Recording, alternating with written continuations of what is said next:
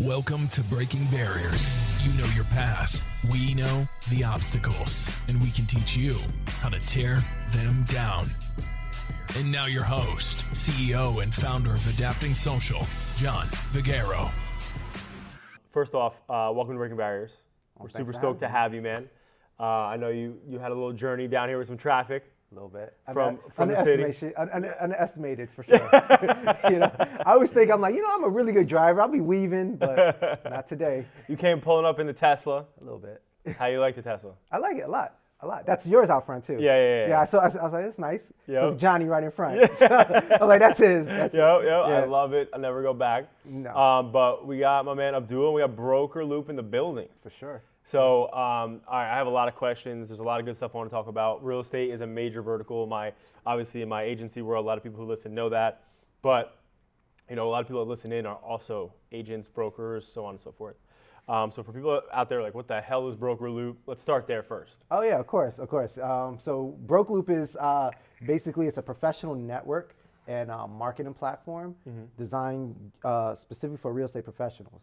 Right now, we're focused on connecting real estate agents, but soon it'll be anyone in the real estate vertical.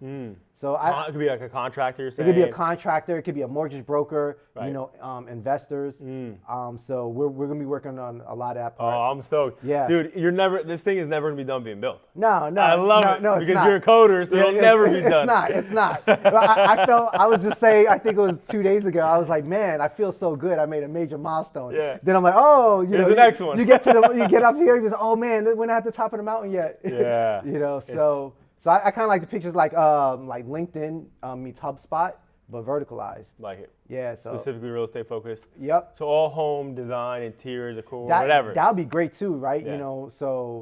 So we get a lot of inbound from that, but it's just not the time yet. Right. So right now, real estate agents, what I've been working with since the start. So we started there, and building it out. So that's what I was going to ask you. So how did you even come up with Brokerloop? How is this even a thing?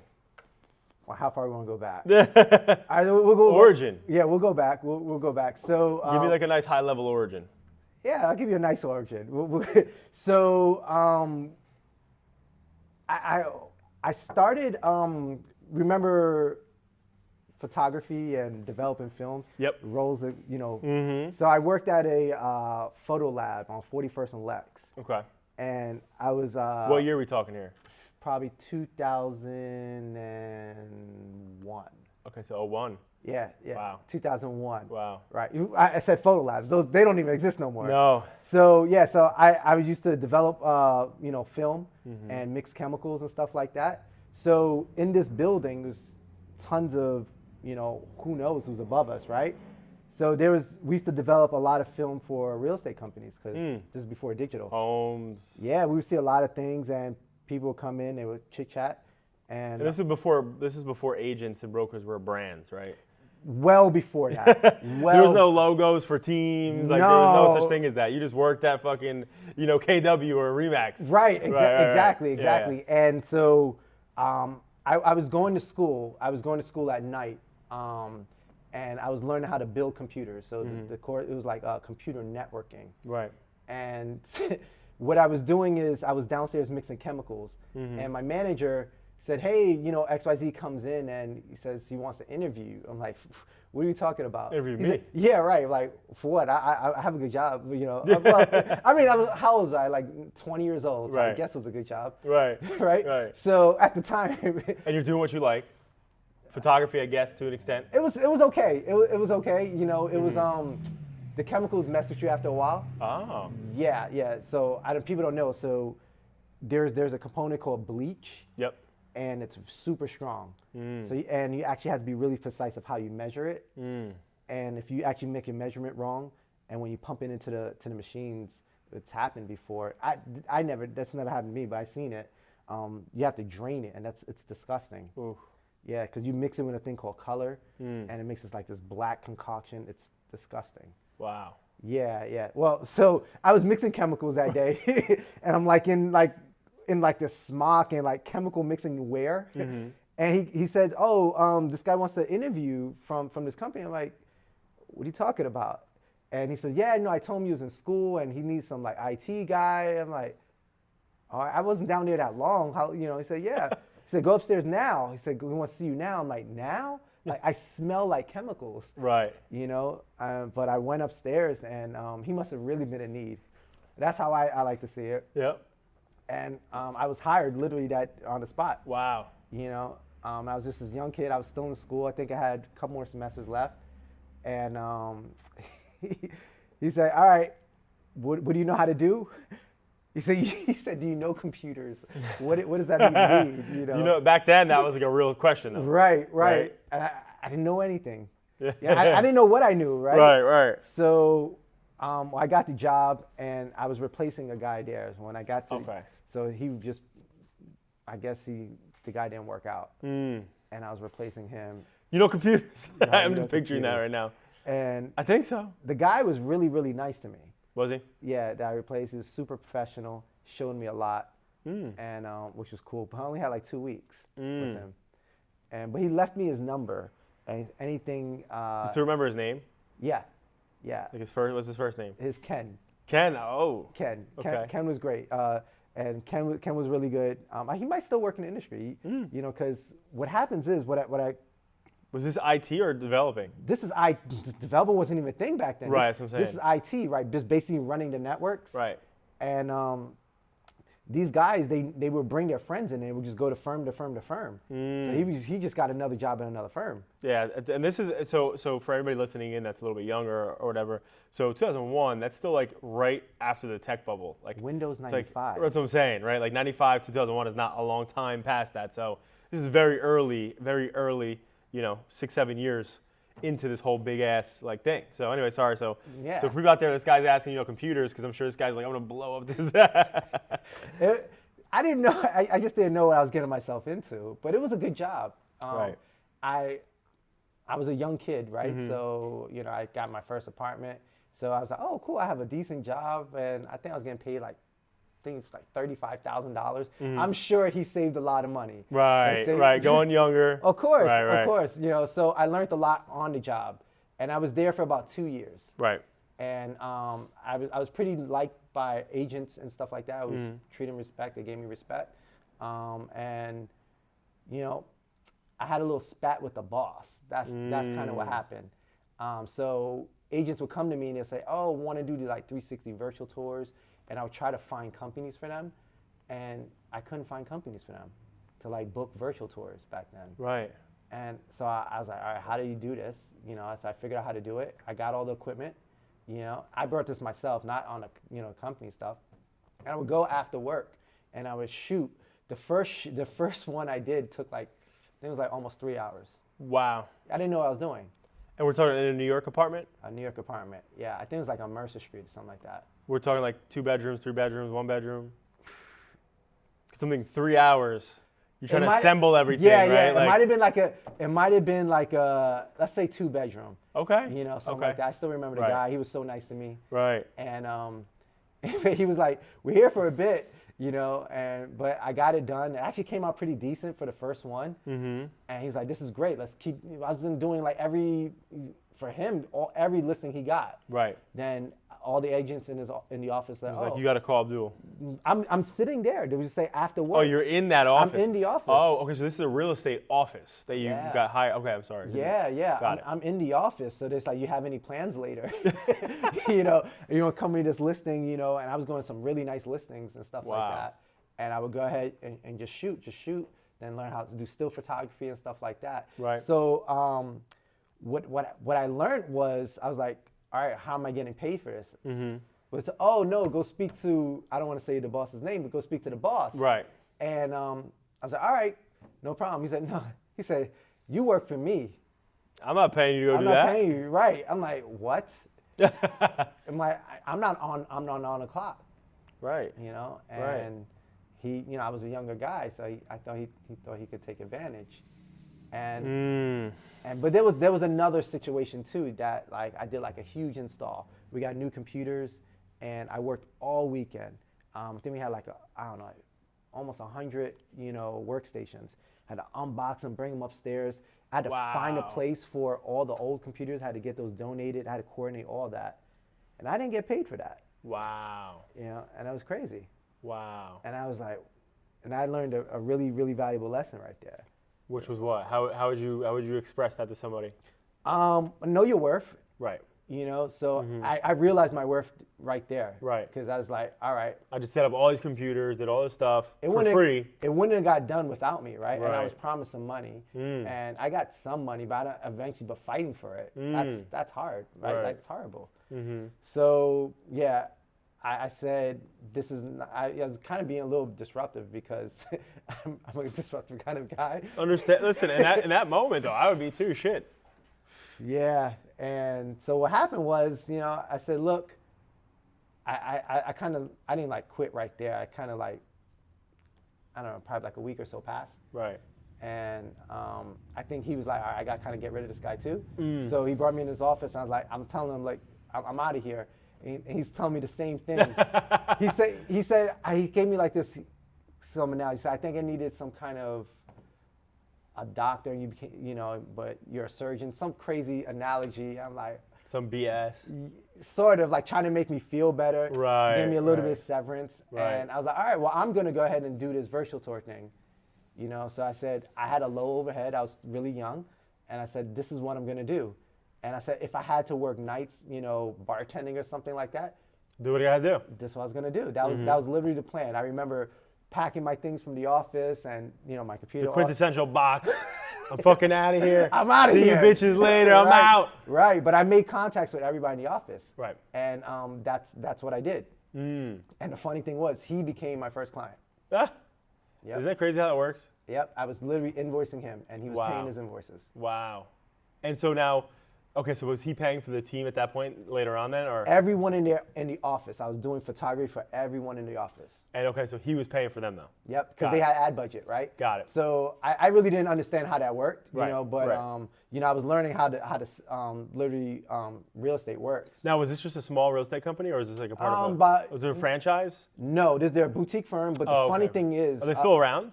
no, but agents who work there work at like a lot of high-powered, like Eddie Shapiro. Yep. So I met Eddie before he started Net Seekers. Yep. And like but I think when I started, he was like right out the door, like the same. way. Really? Yeah.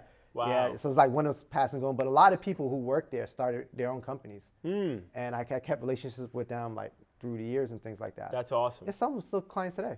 That's amazing. Yeah. See, what's cool about that though is like the power of actually doing the right thing by people. You know, meeting the right people like that, you know, and then just staying in good graces. I mean, at the end of the day, in a lot of circumstances, I'm sure a lot of people listening in would be like, damn, this motherfucker didn't pay you?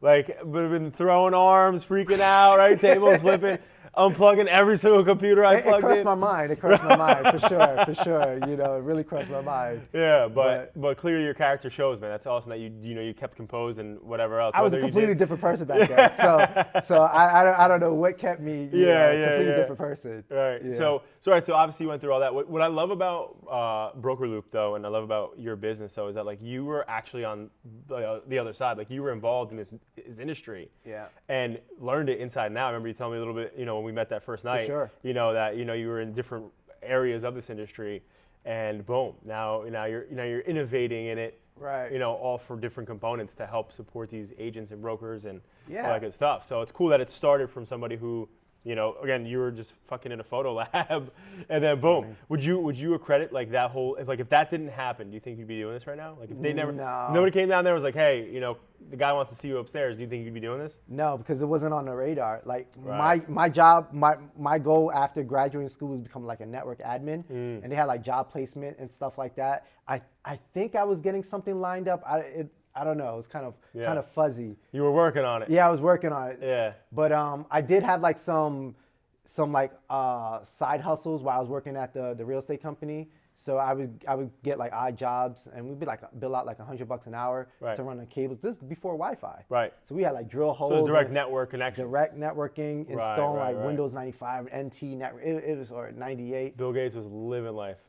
He was. I was not Exit living 98 life. I was me. not living life. Wow. But that was hard work Yeah. for me. But it was fun because, you know, I was really hands-on. I was really fascinated by it. What year did you start Brokerloop? So Brokerloop, fast forward, is 2011. Oh, okay. So a lot. So I started a firm called Digitech. So Digitech was photography, floor plans, 360 virtual tours. And what happened was, which led me, so I did that for a number of years. And I met a lot of agents, like a lot. Right. And I was like, how are people finding out about me? You know, I just had like a shitty website, and that is it. And Listen, agents are like, it's like a barbershop or like a freaking beauty shop. They all talk. yeah. They all talk. Yeah, and it was great. And so I was on a photo shoot with an agent, and he asked me, he said, I want you to take these photos and put on a flyer and email it out. And I was like, yeah, no problem. You know, so I was already starting like dabbling like Photoshop and Illustrator. Right. So I did that. And I was like, all right, you know, you need to give me the email database and I'll take care of it. He said, no. I don't have an email database. I need you to reach every agent in the city. Did you forget it? So what went off my head was when I worked, so we had this database, and in the listing department, they basically had like every firm, they used to fax listings to each other. And I would basically, oversee it and then give it to the listing department. So I got familiar with all the firms. Right. And I created my own database from that. And then I shot that email out. And I think we did it twice, and I would get a call back every time. And I was like, wait a minute, what's going on here? So we kept on doing it. Then another person said, could you do this for me? Could you do this for me? And then we had like a pseudo email marketing company, really ghetto, but Just really email blast city. because it was literally Photoshop, and we drew like these image maps over it. Then I built like this little janky web like email server. Right. And it would just send out, and it was So all your assets were stored on that web, on that. for sure. But it was in a remote server, Okay. so which was cool. So I had some networking background, so I kind of knew how to Right. set something up pretty decent, and that's how it started. Then people would, like a lot of start companies would come to me and say, hey, I want to do this for my company, for every agent there. And this was at Digitech. And I would create these packages for these companies. And then I was like, wait, we kind of have a business. I had no business background, by the way. So, I'm like, I think we have something here. And it's just me. Right. And I trained Right. a couple friends, because Try. That's how it always starts. yeah, they were out there shooting photography. Yep. And I was out there selling and stuff like that. I remember I would shoot some, because some clients I basically did myself, and then I would go to meetings. so that's how it was. Many hats. Yeah, that's how it was. So like fast forward to like when 2007, like when iPhone came out, things like that. I started really, really getting fascinated by software. I was like, man, this is so cool. Because all the apps and stuff. Yeah. And I'm like, how can I get this flyer in here? Like, I would just stare at it. You know what I mean? Literally, I'm like, how do I do, like, the apps sucked. They were like fart apps and flashlight apps. Right. I was like, how do I do that? And I didn't know. So till about 2010, I really started learning about like how startups work and software. And I was like, man, it's too late for me. I can't stop what I'm doing and learn how to code. So I need a partner. So I found a partner, and that's when Brokerloop was born. So I had the idea of everything set up. I said I just need someone to basically take this idea, code it up, Right. and we had customers and go to market. So I knew exactly what to do. MailChimp, was kind of the blueprint a little bit. Because Love MailChimp, they were on fire. They were just Yeah. getting started, really. Right. And I seen all that, and I was like, man, I love how they market. I love their brand. And I was like, if I can create this for this niche, Right. this might be something. The CEO of that, quick side note, MailChimp, he has such a good saying, though, when people ask him, they're like, oh, congrats on your success and blah, blah, whatever you've done. Nobody knows, first of all, like MailChimp, I didn't realize that they were even around since 2007, 2008, like that. But they were newer on the set, like 2010, And So they didn't raise money till late. Really? They bootstrapped the whole way, raised money. Which I respect, though. They just got brought out by Intuit. Was it a year ago or 2 years? Oh, so they got bought out? Mm-hmm. I didn't know that. But I wouldn't say the right or wrong way. It's what's best for you. Right. But they built that from the ground up. So I don't remember how many employees, and it's an amazing story. Yeah, the only thing I was gonna say though is like on an interview, somebody asked him about like success and shit like that, and he just went to like how like painful it is to get there. Like he was like, I'm not gonna fabricate nothing. Like it fucking sucked to get here. Yeah. Like it's not fun. And then you and I had the whole conversation in New York where it's like we're fucking working our ass off, right, to get it to this point. Yeah. But so anyway, so I'm sorry. So you were saying? Yeah, no, painful for sure, because through this whole journey, it's been a lot of pain. Yeah. A lot of pain. But you stick with it and you just get it done. For me, I always put in my head, and this has always been true, and still true today. There is no other option. So I came from nothing, right? And there's no other option. If you want to take the island, you got to burn the boat you came on. For sure. Literally. I mean, I didn't come on a boat. there's no boat. We right. You swam over. Right. Exactly. It's one of those. It's one of those type of things. So right. So yeah. So basically just to round it up. So when I found my co-founder, we basically met him online, and we didn't meet till about 2 years later in person. Oh wow. Yeah. And I said, look, here's all the traction I have. Here's the vision for the company. I had a little bit of design skills at that time, so I was able to like pretty much design the whole app. So you could build out the whole like UX of everything. All of that. So because I was ready at that point. Right. Because I was like, oh, how do you attract, like how do we get more fucking people? Yeah, how do we attract a CTO? Why does he want to work with me? Right. So that's kind of what it was, and we were originally going to start 3 people, but the third guy just didn't pan out. He just, I don't know, he's probably feeling things out himself. Right. And so that makes, so you guys, I'm sorry, you said 2009, 2010? Yeah, so this is 2011. So 2011. Okay. 2011, like fast forward to 2011. Right. So I did Digitech pretty much all the way up to that. Right. It transitioned. Do you find yourself doing anything like that to this day? Do like agents, brokers, anybody come up to you like, hey, I need X, and you're like, no, you just throw them in Brokerloop? No. So the transition in Digitech to Brokerloop was basically like all the photography business and all the floor plans. So it was like a race to the bottom at that point. I started seeing like a lot of competitors, and I had a good friend also in the business too. Right. And we started doing some collaboration. I was like, look, I'm going to transition out of this. Yeah. So I'm gonna start sending this your way. Right. And that's kind of what we did. And I had this, while Brokerloop was being built, I was like, all right, this is going to be the key. Right. Software as a service. Because I kind of like seen the light. Fucking SaaS, man. Yeah, I seen the light. Fucking SaaS. I was like, wait a minute, I don't have to go out there and do this. And like once we got that, and it was tough at first though, because we used to do these blasts for agents, and they would call up and we would do everything for agents. Then we created a portal and stuff that they can do it on their own. Right. And they're like, I don't want to do this on my own. Why? I'm paying you. Right. Like it's easier. Instead of waiting like a day or two, you get it now. Right. I'll wait. That was probably the whole first year. Right. Was that. And right. I remember, I was like, man, this is not going to work. People don't want to do nothing. Yeah, but then we had to cut that whole service. I was like, look, wow, there's a lot of people didn't want to work with us. The people got upset and stuff like that. Right. But then people started seeing a way, and then it kind of took off a little bit. That's awesome. Yeah, it kind of took off just a little bit. And so you guys, how long have you been in business then? So 2011 to it's like almost 2022. So it's 11 years. 11 years, nice. Man. Yeah, it's crazy. So obviously, typically, I think the average startup, whatever it is, whether it's a huge business or a small business, fails in the first, I don't know, I think it's like 3 years under, right? Yeah.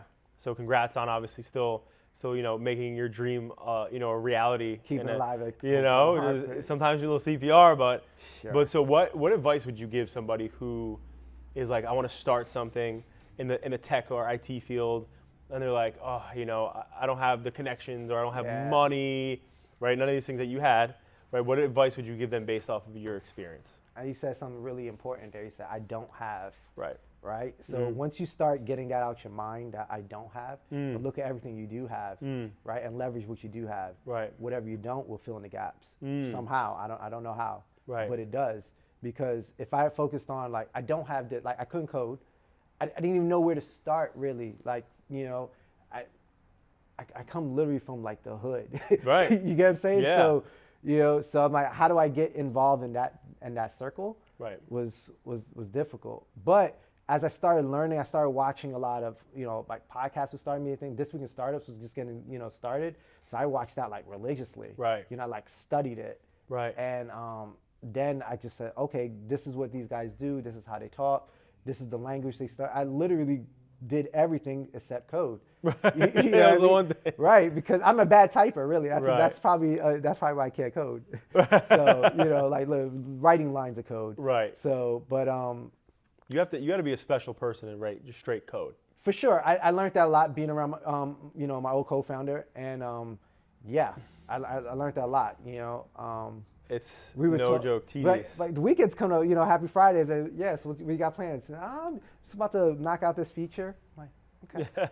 But I understand that. Play a couple video games after. He didn't do shit. he when we were getting, we were really on the grind. And, Right. I was out there like pounding on doors, showing people, hey, look, this is going to, this can make things better for you. Right. And, few people believed in us. And That's all it takes, those first few. yeah. And I leveraged the connections I had before. Right. Which was pretty good. So, hey, look, this is what we're working on now. People are like, oh, Yeah. and that's kind of how it happened. A little So what advice, a few questions, right? So we Yeah. always get like some submissions in from people who listen in and they ask questions for the next podcast guest. We had a couple. So one of them was, what advice would you give yourself today? Like, I'm sorry, what advice, knowing what you know today, would you give yourself when you were just starting? If you can go back, looking at it in retrospect. Yeah, I was just winging it before. I didn't have a plan. I'm more methodical now. I'm way more task oriented. Right. So I live and die by my task list. So like literally, so that's how I get things done. Like little Abdul, fucking get a task list. Get a task list. I've always been able to network. Networking is key. So you can't be afraid to talk to somebody. And I could be introverted. At times. I can do both, but you can't be like that when it comes to business. Right. And when you speak to someone, don't waste their time. Right. So I always keep that in mind. Like when I get a meeting, whether they're a CMO, a CEO, I want to make sure that their time is not wasted. Right. And don't approach them until you're ready. Right. So I hope I don't think I've wasted anybody's time. Right. So I'm always like, look, when you're sitting down this meeting, you're going to take some away of value, whether you spend money now or not. Right. Let me ask you a question. So thank you for that. Yeah. I think that's great advice. So how do you handle, so this is the second question, how do you handle, like, now that you've been knocking on doors, being a salesperson, right, which I totally fuck with, how do you handle when somebody's soliciting you? Oh, I listen. You do? I listen. I'm very receptive to everything. Right. Yeah, I'm very receptive to everything. So like, have you ever been in a position, like, I don't know, like, where your office setup is or whatever, but you ever got the door knock or the what you were doing before, and how do you handle that? Yeah, like a lot of cold emails now, inbound and stuff like that. Right. So, and those are the tactics I do. And I recognize all the tactics that they do. I'm like, oh, this is cool, because I know, what they're Right. doing. So if it's value, I'll engage. If it's not, it's a lot of inbound, so sometimes you just can't engage. But if it's value, if it's valuable to me, not saying what they're doing is not valuable. Right. It's got to be value to me at that time. So I'm knocking at your door, right? Let's just Yeah. your proverbial door. I'm knocking. I'm like, hey, how's it going? I'm looking to sell you paper and WB Mason shit. Sure. Right? How are you handling me? Right. So. And I'm not letting up either. You're like, oh no, I'm okay. I'm like, no, but you I guys need to drink water, right? Like, I sell water bottles. If you're selling water bottles, that's pretty good. You might get a sale. But if you're selling paper, Well, I'm saying office products. Let's say office products. I don't use too many office products. I try not to print anything. Right. I don't either. I fucking hate paper. I have a printer, but I try not. My to. notepad is my iPad. There you so go. Like, Right. I don't use nothing paper. Right. So Right. you work for WB Mason. I'm like, Yeah, I'm a W Mason guy knocking your door. What are you like, doing? do you like your job? This must be hard. This must be hard in 2020. Well, how would you handle that cadence of solicitation now? I may think for their time. May listen. Would you actually like sit there and listen?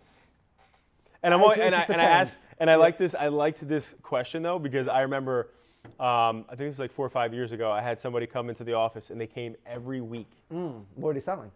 W Mason. Okay, so Literally. You may want to talk to the guy. He was very persistent. It was 2 girls. Okay. So 2 girls that came in, knocking on the door, and at first my secretary in the front was like, hey, we're not interested, thank you. Like, we have an office manager who gets all this stuff.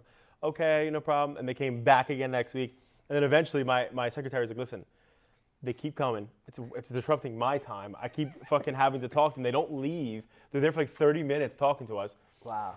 30 minutes? 30 minutes. Okay, they have a whole pitch. I wanna buy it. They sold you. I bought it.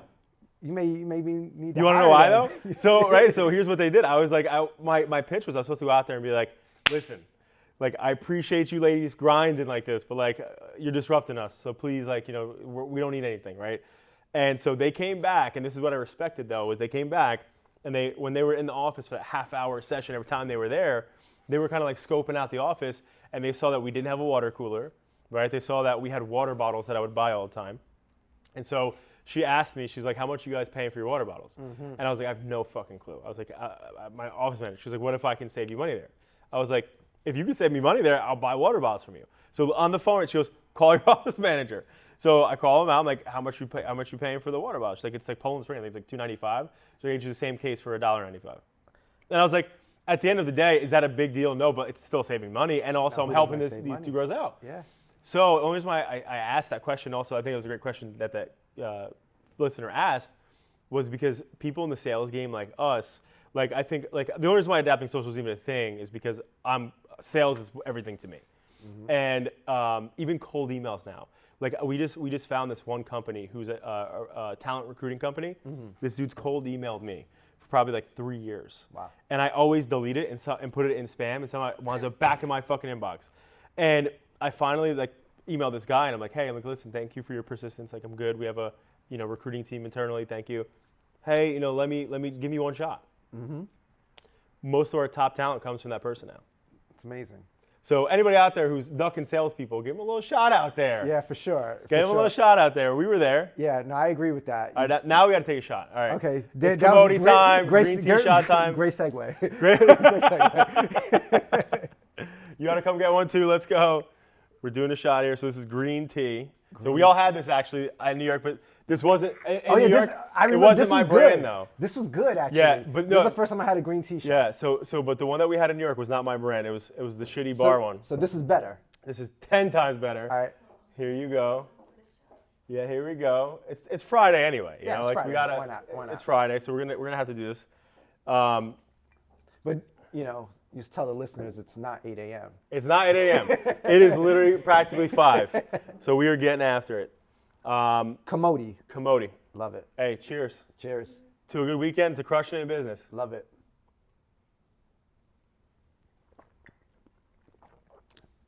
This is good. So that's the green tea one. We also have white tea, which has a little coconut in it. I don't even drink. But all right. This is good. But the good thing is, so when my founders, so I invested in this, and then became the CMO and stuff, but the alcohol percentage volume is only 20%. So if you have like a real like drink, you're talking about 80%. That's right. So like the point of when my partners developed this, it was like so you can be out having like if you're on the boat, you're throwing shots on the boat, waterfalling people, having a good time, but nobody's really blacking out, right? Like if you have a fuck ton, you're gonna get drunk. But like this is like good because you have it, you feel good, you get buzzed up, plus whatever you're out there drinking. But you're not gonna fucking die. Like you're not going like blackout mode. Right. So, I don't like drinks like that. Yeah, right? exactly. So I love my life. So. Yeah, exactly. Right. So all right. So getting back into it. So love that. And also, so there's a lot of obviously IT involvement in tech and like developing out this software and stuff. So what has been like the biggest challenge for you? Right. So like breaking barriers is like boom. Like what were your barriers coming into it, and then obviously how did you get out of them, right? So like what has been like one of your biggest challenges? It could be early days, whatever else. Like what was like one of your biggest challenges you had to overcome in business? So when we first started, we were in a fortunate position that we had customers. Mm-hmm. So the biggest challenge was I felt like there was always like a ticking, like we got to get this out within a certain time frame, because when you have a good idea, you're not the only one with Somebody's it. going to take it. Yeah, I feel like there's like 100 or thousands probably, probably at the same time. So I was like, we got to get this in front of, X right away. So I got a little story. So I lined up some meetings, and my partner comes in town. He lived in Texas, and so we would meet here in New York. So I lined up some meetings, and part of the software wasn't done, like a big part. Right. So we're literally finishing it the night before the meeting. So I've done pictures. So pressure. Yeah, I've done pictures like on like mock-ups and things like that, but I'm telling them, Right. you know what it is, and saying, look, this is how it's going to be. But I don't remember why we couldn't do it this time. I think they're ready to go to market, something like that. So we're finishing up a real big component like the editor and like this drag and drop component, and I'm sitting and watching, and I'm like, oh my goodness, you know. But then it starts coming together like late. Right. I'm like, this is something, and I got super excited, you know. And so we get into the meeting, and they're ultra pumped about it because no one kind of seen how they can do that easy. You know, people, they spent a lot of money on email marketing, but it took a lot. You throw a lot of bodies at it. Right. You know, and people like coding emails up by hand. It's not easy. Yeah, and I've done that Not before. easy. That's Yeah. how I understood it so well. And I was like, this sucks. You know, and MailChimp led a really good blueprint. So we was like, if we can do this for the enterprise, you know, we got something like really special. Were you able to like look at like the page source of like MailChimp, and that's how you kind of were easily being able to do No, it? so there's something called obfuscating your code. Yep. So basically, it makes it a lot of it like gibberish. Okay. So you just can't like just copy it and just like dump it in there. Mm-hmm. And there's other things too to protect it, which is pretty good. Right. So no, That but would have been nice. sure. But if you understand like me now, I could look at any software and build it And understand it, and then boom. pretty much, and kind of like build it in my head and the workflows and things like that. Yep. So, but back then I didn't have that talent. I was getting it though. I was was like, oh, this does this and this does that. Right. But Alex had it. So, you know, that's how we kind of like really, you know, we worked really well together. Right. In that retrospect. So, That's awesome. yeah. So now I like to also ask this question. So now we're outside of the fan question. So do you have any sort of routine that you set yourself up for success in the morning or at night or some shit? Like Yeah. what's the Abdul routine to get your day set up or your night ended? Like instead of what do you do? So I'll do morning routine. So I fast every morning. Same. So about, I'm not too crazy with it. So like if I'm hungry late at night, say like 11, I'll have a snack. I'm not going crazy. What do you got? A little cheese doodle, a little Doritos? What do you go with? I'm like a popcorn. You're a popcorn guy? aficionado. I don't know What what kind it of is. popcorn? Extra butter? No, just salt. All right. And So dry and salt? it's not dry. Okay. So it's, I actually, you know what? you have like your own popper and everything? I literally have this like this pot. Yep. And it works magic. My wife has that too. And you know, So- you throw your oil and you Olive season oil it. on top of it? Yeah, Yep, yeah, yep. yeah. Okay. So Exactly. now we're talking. I hear what you're saying. And Okay. it comes out moist. It's better than any Yep. movie popcorn or Yeah, anything it's like healthier too. that. For sure. Yeah. For sure. So if I'm watching a late movie or something like that, go to the popcorn. Hit the popcorn. Hit the popcorn. I like that. You know? Okay, so that's your late night snack. Yeah. So At 11. Yep. So I work out every day. Okay. You know, so that gets me going. So before that, before I actually found out like fasting and working out, I actually had really poor like habits. And you'll feel sluggish and things like that. And when I figured out like what worked for me, I have way more energy and sustainable energy and natural energy throughout the day. Right. So like by the time I get into the office, you know, I'm pumped.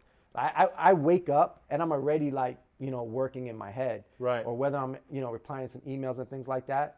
But, you know, till I get into the office, you know, I make sure I work out every day, no matter what.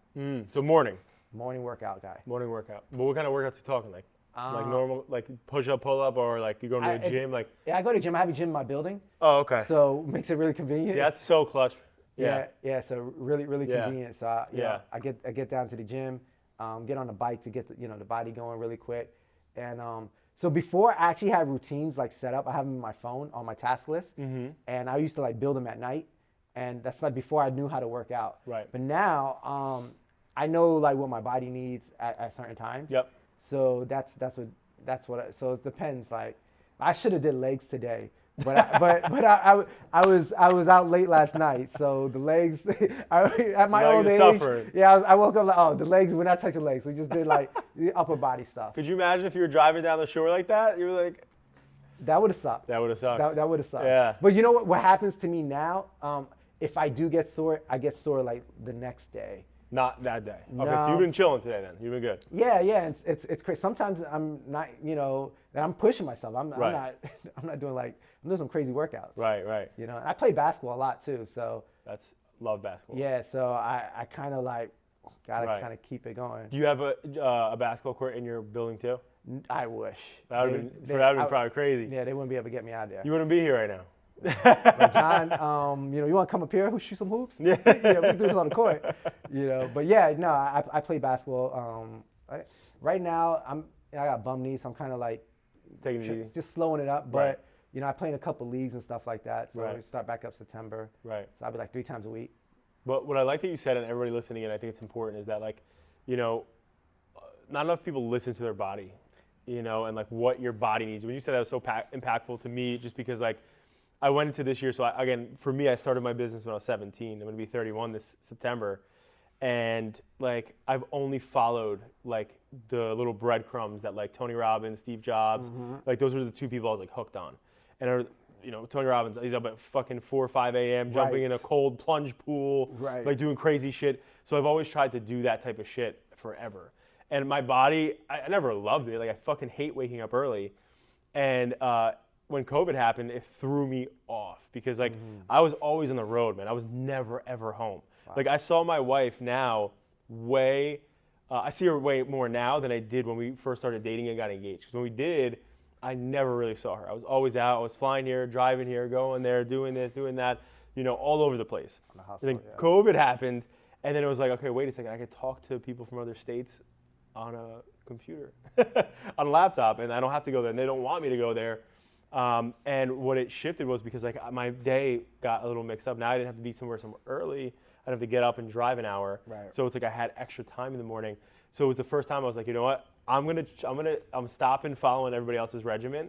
I'm gonna just see what my body wants. So like I would wake up, and now I still do it. Like I work out every morning too, but I'll do it at like 8 o'clock, 8:30, and I'll do it like a little bit later. Like I won't wake up at fucking 5 a.m. anymore. Yeah. And the same thing goes with eating. So I started fasting, like during the pandemic. Dude, I've always worked out. Like when I was younger, I used to bodybuild, all this shit. And during the pandemic, I stopped for like probably like 6 months. Stop working out? Stopped working out. Wow. I was eating my ass off. I gained like 25 pounds. Lucky you. It's only 25 pounds. But I looked like shit. And I sat there one day and I was like, I need to fucking call somebody, because I kept like I was in the group. So I called this nutritionist from New York, and she taught me like this whole thing about fasting and understanding it. And any guy out there, girls have different bodies. So like I didn't learn. My wife got the other side. I got only the guy side. But she's like, when like our bodies were developed, male were hunter-gatherers. Yeah. So in the morning, you weren't eating anything. You were out there burning cardio, fasted cardio, doing shit before you could eat. Right. You were hunting. Right. Like, so she's like, for you, she's like, what do you eat in the morning? I'm like, well, I'm having fucking, a sandwich, eggs, bacon, whatever, cheese, the whole thing. yeah, exactly. I'm going in Bagels. and she's like, no, you have to stop. She's like, your first meal is not going to be at 1 o'clock. Right. So now, like, it just changed the game for me. Like, I have way more energy. It was tough at first, though. It was sucked. Like the first week, like, oh my God. I hated it. You know what I learned too? So your mind plays like these amazing tricks on you. Mm-hmm. So if you eat late, you're going to be hungry early. Totally. So because your body wants more. Right. So because we go into eating mode, right? So that's really, we have to understand that, right? So our body's made to digest. And if we're just in eating mode, we can't digest fast enough. Right. That's how we get sick. Yeah. So that's and I never knew this until this lady. But do you know steak takes 4 days to digest? For sure. I didn't notice later, but yeah. I'm like, what? But there's ways to eat these things. Right. So. Yeah, there is. So anyway, with that being said, I just think that was so powerful, because anybody out there who like is trying to figure out your own system, routine, whatever, it's like listen to your body. So for a full year, that's what I did. I woke up at different times to test how my energy was that day. That's good. I ate different things. I tried different things. And now I know, just like you, like what my body likes, what my body doesn't like, and what I need to do to fucking, if I want to lose weight or lose a lot of weight, like I know how to do those things now. Right. And it's important just to test your body, because I think so much of us, we hear like, oh, I'm going to go listen, or I'm going to go buy this guy's diet plan. But this guy might just be an aesthetic freak. Yeah. That like, because he eats this, like, Everyone's not the same. No. I feel like that. Everyone's not the same. Metabolisms are different. Yeah. You don't have to. You don't have to diet. You can eat what you want. Right. Well, I'm not saying eat sugar. I would avoid that. Right. But like a steak. I wouldn't eat a steak every night. But if you're gonna do that, make sure you're in the gym the next day. Right. And don't eat another steak tomorrow. Right. So one of those type of things. So take it. Yeah, you just gotta be smarter. And that's how I was like transitioning at first. Right. then now I'm like, I got meal plans and all that stuff. So, I drink my wheatgrass in the morning. But it wasn't like cold turkey. It took a while. So it takes time to get there. Yeah, because I got curious. I'm putting in all this work and I'm getting no results. Right. And I'm like, why? Yeah. And it was one of those things. And and then you understand your body type, and that's it. Yeah. That's really it. It's the only thing I could say. A lot of times with the younger demographics, I would even say older too. Mm-hmm. Everyone always wants to know how to get to something the fastest. Sure. And it gets a little annoying because like the world that we live in, like again, like you've been at this for a pretty long time, right? I've been at this for a pretty long time, and it's like I can't give you how to get to here fast because it didn't take me to get here fast, right? I mean, sure, you can do things, better now knowing certain things and having a tax list or having other things, but I feel like people don't want to enjoy the journey before you get to where you need to be, right? It's like when you look at that peak of that mountaintop, a lot of my most successful clients were billionaires. When I talk to them, they admittedly talk about how it's so depressing being like at the goal you wanted to dream and be at, because like now you're there, now what, right? Like money doesn't matter anymore, right? Like, you have all these different things going on, so it doesn't matter about that shit. So it's like what really fucking matters comes down to looking back at that journey and realizing how miserable you were up on the way up, but you needed that. You get callous from that, you get experience from that. Why does everything have to be so quick? I agree with that. I guess when I was younger, you wanted it back. I guess you had different needs and stuff. We all still have needs. Totally. But, I'm enjoying the process, and it helps being successful. Just enjoying the process and being in it. Right. And saying, you know what, I'm in this right now, and never being complacent. I keep moving the goalposts. What does success look like to you? Happiness, really. Mm-hmm. Just being happy, content with myself. Mm-hmm. Actually, a lot recently, I kind of like decoupled myself from like money. So money is not a barrier, like a barometer of success for me no more. Right. So because I don't allow money to, because money's it's strong energy. Right. Right. But I also have my own energy, and I don't let money kind of like affect like my personal energy for happiness. Right. And it's one of the hardest things to do. Money's a commodity, right? But time isn't. Mm-hmm. Right. So I value my time way more than money. Right. So that's what well, we spoke about this on the rooftop. Yeah, for sure. Yeah, we talked about this up there, Yeah, and how sure. like you're talking about stress and like all these other things and what it does to your body and yeah, for sure. So like I got sick in 2012. So like I was starting a business in 2011. I was super stressed, and I got diagnosed with non-Hodgkin's lymphoma in 2012, and I thought like my life was over. Scary as fuck. Yeah, and I was just like rushed into basically, getting like chemo and all that stuff, all in this short window, getting operations, and it was crazy. It was crazy. And even after that, after going to remission and coming a little, I wasn't super healthy right after that. Right. I didn't felt like I didn't learn my lesson enough. The first time. The first time. Did you get it again? No, I had an operation again because I had a scare after that. Oh, okay. So I was like, oh my goodness. You're like, not this shit again. Right, and that was horrible. That was horrible. I had really good people around me at the time, take care of me. So walking away from that experience and being able to live to tell it, because not everybody does. Right. Like, what was your takeaway? I think, reflecting now, basically just valuing your time and like being more in the moment. I feel like I let a lot. I enjoyed times, but I don't know if I was in the moment all the time. Right. And because I was like, it's fucking hard to be. It is. It's not fucking easy. It is. And I was like, the business really consumed me. It still consumes me today. Yeah. I'm all about the business, but I'm able to manage it a little bit better. Right. Before I would just like get so stressed. Like something goes wrong every day. But back 100%. But back then I would let something go wrong, and it would just like bother the fuck out of you all day, throw you off. I'm like, have an attitude. I'm like, why? Right. Everything just horrible. Right. And but now I don't let any of that affect me. Things go wrong, things go right. Yeah. Money comes, money goes. Right. But that's really what comes down to it. Yeah. Yeah. I think one of the biggest things in that you just said that resonated with me, but that made me think about this was So anytime I'm about to do so like a big major milestone in my life, I always like to ask people around me for experience or who's been through the jungle, I call it, right? That's great. And so like when I first was, getting engaged, it's like, oh, what's your advice for me? I'm getting married, right? And everyone's like, why the fuck are you getting married? That's my advice. Why the fuck are you getting married? So, but I would go around and ask everybody those things, and now I have a son on the way, right? Congrats. I just found out. Thank you. Congratulations. Thank you. And so I'm asking everybody, what's your advice? What's your advice? What's your advice? I think the best advice I got so far from it is pretty much in point with what you're saying. But what he told me was, be where your feet are. Right? So wherever your feet are, be there, be present, be in the moment, especially when you have kids, because it fucking flies the fuck by. It does. Like you're going to blink and they're going to be 10, or they're going to be blinking and they're going to fucking drive a car, whatever. Yep. But going back to like obviously that crazy experience with, you getting sick and then exiting it, and looking at your time as more of like that precious asset that you don't get back. Right. I think that's what COVID did for me. Was that because I was never around my wife, I was never around my family, friends. I was just grinding. Like I spoke to all my team all the time, the people that were vlogging with me and following me around all these places and airports and shit. But I think the biggest thing was I was like, if right now I fucking died today, like looking back at all my relationships with my family, my wife and shit like that, like I would be so remorseful in that moment. I was saying to myself, because it's like I don't ever hang out with them when I'm home on my phone the whole time.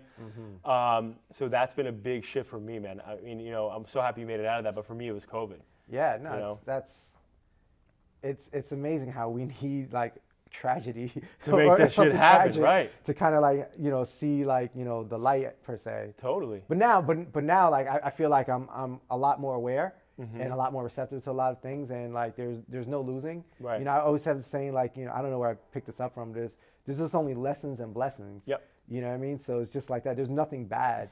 You just learn your lesson. Right.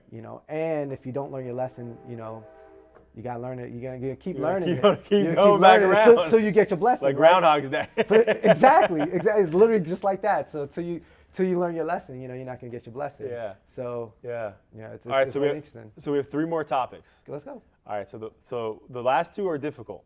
Okay. So I'll go through the easy one for you first. Okay. So you said something earlier where you're like, okay, I used to be a lot more, fly by night, or like did on the fly. What the hell did you say? Or just not. You winged it. Yeah, I winged it. Now I'm more strategic, right? Now, so I would agree and say that I'm the same way, right? But there's a big element to me that makes me realize that like in the both of us winging it is why you're also here. Good instincts. So my question to you is, do you think it's any sort of way holding you back because you're so strategic, or you're so like your risk is so mitigated now because No. So the people close around me, I do move on things fast. Right. Because I like to fail fast. Yep. So if I feel something's right, or I see something opportunity, I'm fast with it. Right. So yeah, I go at it. Right. So you still have that. So. Oh yeah. Yeah. But I'm able to like see things like a chess move a little bit. Right. So I'm like I'm thinking, but to get to the end, I may have to fail. Right. But get it out the way fast. Yeah. Like, oh look, this is not going to work. Let me check this. Let me try whatever. That's it. So one of the things with me, so my team always busts my chops because I'm very impulsive. That's the name of my boat. Impulsive too. That's dope. But the whole thing though is what I've tried to keep on is not letting I want to be strategic enough to where like I'm not an idiot making a move and risking the house. Right. Right. But like I'm impulsive just enough where I'm gonna go make some moves and be able to get to places I wouldn't have gotten to if I didn't try something. Yep. Right. And fail quickly, like you said. But I love that. Yeah. Sure. We got that easy one out of the way. Okay. You said that was hard. So no. I can breathe. No. So all right. So the next 2 are I would say it depends on who it is, but I would say it's a mild, right? If we're eating spicy, it's mild. The last one's like a ghost pepper. Okay. So ghost pepper. So which one do you want first? I'll let you choose. No, you got to pick. All right, so give me the ghost pepper now then. Okay. So we can write out mild. Yeah, let's do that. Give me. So I've been doing this now, this question probably for about like almost 6-7 months. Let me drink some water. Yeah, get some water in here first. For 6 or 7 months, and nobody's ever chose the easy fucking one first yet. which is why I love having entrepreneurs on the podcast. Okay. Get the hard shit out of the way Let's first. go. Let's get it out right? the way. Yeah. Let's knock it out, right? So, okay. So a lot of people, so first off, I'm going to ask you a question, then go into my question. Okay. So what is, like, right now currently, like, what do you want your legacy to be? And by the way, this is not even the question yet, right? This is building to it. I just want to change, like the close people around me, situation. So like I said, I came from nothing. I didn't even meet like a successful person until I was probably like 22 at my first job. Okay. You know what I mean? Right. So I didn't have We're like. surrounded by that. Nope. Yeah. Nope. So where I come from, you deal drugs, you play sports. Right. That's it. That's really not that Right. much, And so I didn't really have too much, I actually have really good parents, but they didn't really have that many examples to, lead on Right. to me, right? So that's really it. So I don't know, my legacy is just basically, my children's children and stuff like that. Not go through things I went through. Right. So I'll be happy if I can do that. Cool. Yeah. So, all right, so now, right, so the build up here. So, so the question I have, though, is a lot of times we look at legacy and even goals, right, but mainly legacy as like where your feet are today, right, and eventually where it's going to be, right, where you have your last, point in your life. So the one thing that outlives anything that you're ever going to have in this planet, even your kids' is your gravestone, right? So if you were to write that here today, reverse engineering, thinking about the man you already became, right? What would that headstone say? I'm kind of different. I would want the people around me to kind of write it. But if you had to write it. If I had to write it. Yep. And you're writing it in today's world for the man you want to become. For the man I want to become. Oh, so let's even put it in that way, right? What would people write? I don't know, that I always looked out for people. I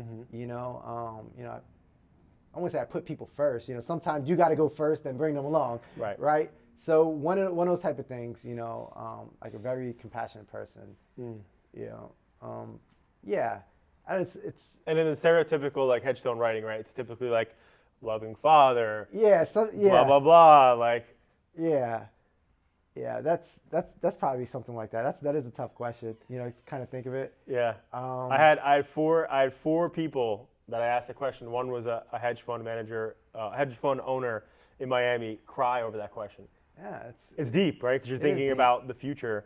You have family tied to you, who you are, what legacy you left, and it's all left on a stone. That when people go to visit you, that's what they think about. Yeah, I want people to say, man, this dude's gonna be missed. Right.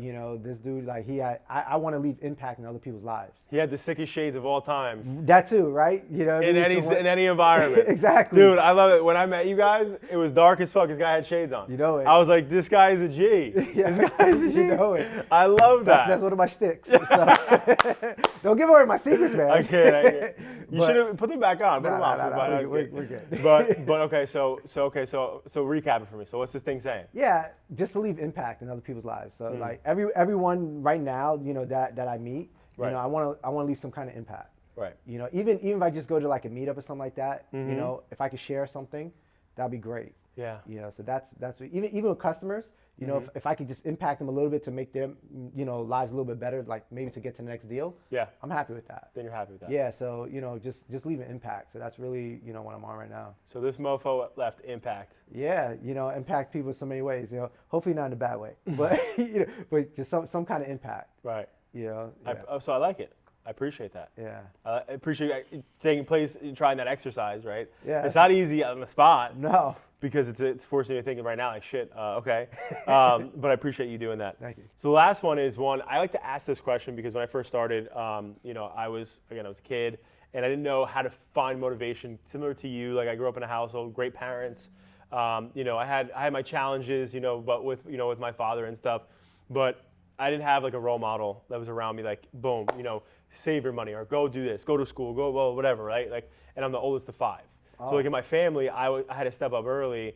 And so I just knew how to be disciplinary, not like motivate myself. Right. And, get myself ready to go for the next step in my life. And so I started Googling like a quote that I could put like in my, at the time, my parents' house when I used to live there. when I started this, I had it like in my bedroom. When I woke up, it was like on the ceiling above me. I put it everywhere. But this quote read, and to this day, I still have it in my closet now in my house, which is live a few years of your life like most people won't, so you can live the rest of your life like most people can't. Like that, it's right behind me too. My COO made it for me. So the whole thing of that, like, it motivated me. Anytime I was in like tough positions, or I found myself in like positions where like I did not know like what it is like I needed to do, or I felt like I wasn't like in a good position, like, or I was failing, or whatever the case was, I always found myself in this position where it was just like, you know, I looked at that quote and I was like, all right, I have to struggle before I can emerge. Like, I need to take that time. And so it kept me in line with myself, like along the path of like getting no. And then fast forward, you know, boom, you know, we put ourselves in a way better spot because I was motivated by that quote. Right. Because I didn't have somebody around me telling me like, no, it's okay to fail, it's okay, whatever. I just saw that quote and I was like, okay, you know, this is how it's supposed to be, I guess. I don't know, like maybe this is not the worst thing. Yeah. So is there anything for you that you have that really motivated you? I hear quotes like that and I kind of write them down on my phone. Right. You know, they come to me at certain times. Mm-hmm. But I like to listen to a lot of personal development now. Right. So I don't listen to music. Well, when I work out, most of it's like that, personal development or like some tech podcasts. Mm-hmm. And if I'm like really need the motivation, I'll throw some music on for like the last set. But so like Eric Thomas has one of these things. Oh, he's fire. Yeah. So he has one. I'm definitely gonna butcher it, but he's basically saying like, you know, how do you make a diamond?